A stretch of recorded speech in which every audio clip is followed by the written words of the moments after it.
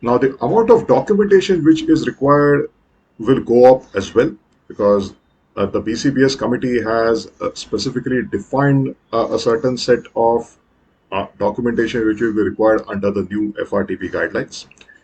And so the BCBS committee in Switzerland has defined these things. So, firstly, the fair value of all instruments on a daily basis with recognition to P&L. So when we say fair value of all instruments, think from our point of view of the daily MTM.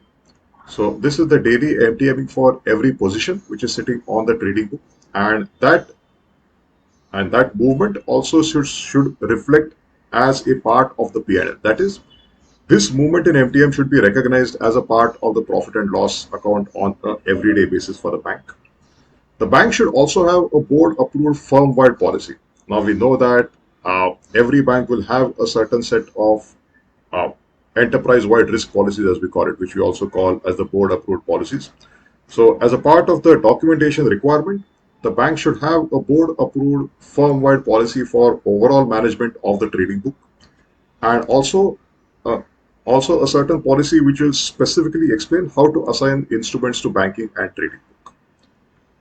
Also, internal auditors are expected to audit the policies and process procedures at least on an annual basis. So, the role of internal audit is going to increase as well, because, as we know, internal audit forms a very important line of defense for any bank.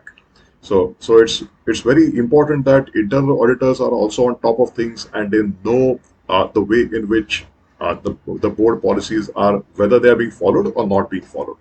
So for that reason, the documentation requirement says that internal auditors have to go through the policies and procedures to see if everything which the bank is doing is in line with the board approved policies. And this needs to be done at least on an annual basis. Further, it's advised to have a complete set of documentation for a few other things. So, trading strategies, hedging strategies, the idea of holding period. So, when you say holding period, you can imagine you can have something like a defeasance period, which is defined for a certain product or maybe a certain client. Yeah, so these three is just these they are just repetition of the earlier slide. I've just repeated them here for ease of reference.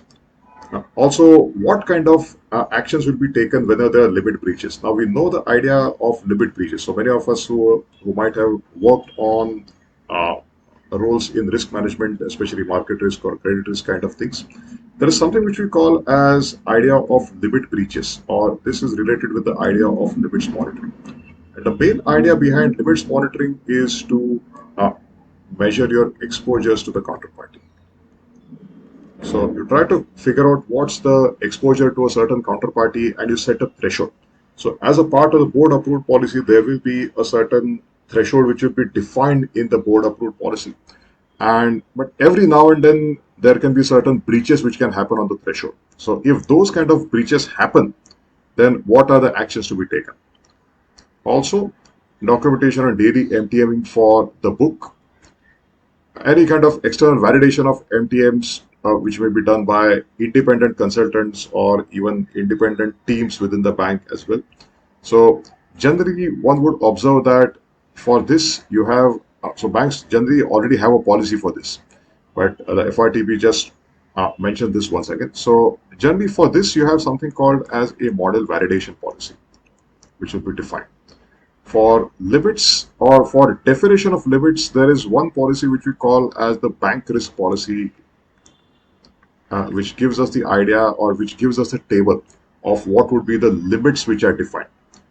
Now, the process of limits monitoring and reporting. So, this would be like now again, there's definitely a documentation existing for the bank right now as well. But just to give a brief on the process of limits monitoring and reporting. So this comes via a couple of policies. So one is definitely a bank risk policy which would be used, and other is something which we call as the funds and investment policy as well. So we look at both of these policies, and through that we get an idea of how these limits are to be looked at. And there is a standardized process which the banks follow. So you could have someone who is going to set and monitor the limit on a daily basis. So let's say someone from risk management would be having the authority to go and enter and update these limits within the in the ERS or enterprise risk software system or the treasury management system for the bank. And they will keep on monitoring and reporting that on a daily basis. So whenever there are any limit breaches, that will immediately become evident.